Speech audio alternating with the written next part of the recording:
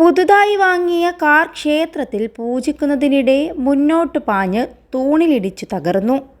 Car പൂർണ്ണമായും തകർന്നെങ്കിലും വാഹനത്തിനുള്ളിലും സമീപത്തുമുണ്ടായിരുന്നവർ പരിക്കേൽക്കാതെ തന്നെ അത്ഭുതകരമായി രക്ഷപ്പെട്ടു.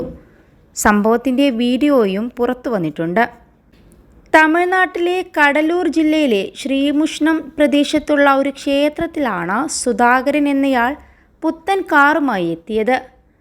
പൂജയ്ക്ക് ശേഷം പൂജാരിക്ക് ആശീർവദിക്കാനായി കാറ് അല്പം മുന്നോട്ടെടുത്തപ്പോഴായിരുന്നു അപകടം നടന്നത്. സുധാകരൻ തന്നെയാണ് കാർ ഓടിച്ചിരുന്നതും. ബ്രേക്കിന് പകരം ആക്സിലറേറ്ററിൽ കാലമർത്തിയതാണ് പ്രശ്നമായത്. ഇതോടെ കാർ ശരവേഗത്തിൽ മുന്നോട്ടു പോയി. വാഹനത്തിന് വെളിയിൽ നിന്ന് സുധാകരനുമായി സംസാരിച്ചു കൊണ്ടിരുന്ന ഒരാൾ കാറിൽ പറ്റിപ്പിടിച്ച് കിടക്കുന്നതും മറ്റൊരാൾ പുറകെ ഓടുന്നതും വീഡിയോയിൽ കാണാം. +2 ഡിഗ്രി കഴിഞ്ഞവർക്ക് വേൾഡ്സ് ഫസ്റ്റ് AR/VR ക്ലാസ് റൂമിലൂടെ സ്മാർട്ട് ഫോൺ എഞ്ചിനീയർ ആവാം. കൂടുതൽ അറിയാൻ വിളിക്കൂ ബ്രിഡ്കോ ആൻഡ് ബ്രിഡ്കോ.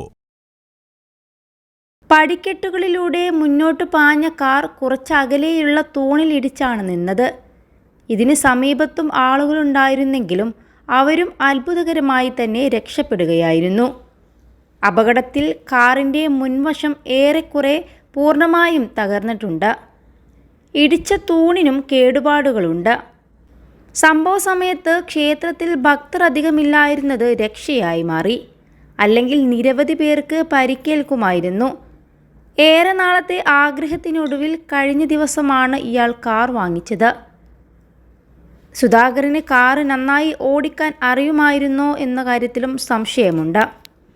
21 ലക്ഷത്തോളം സന്തുഷ്ടരായ ഉപഭോക്താക്കളും 2 ലക്ഷത്തോളം തിമിര ശസ്ത്രക്രിയകളും പൂർത്തിയാക്കിയ മലബാറിലെ ഏക കണ്ണാശുപത്രി അൽ സലാമ ഹൈ ഹോസ്പിറ്റൽ റോഡ് പെരിന്തൽമണ്ണ.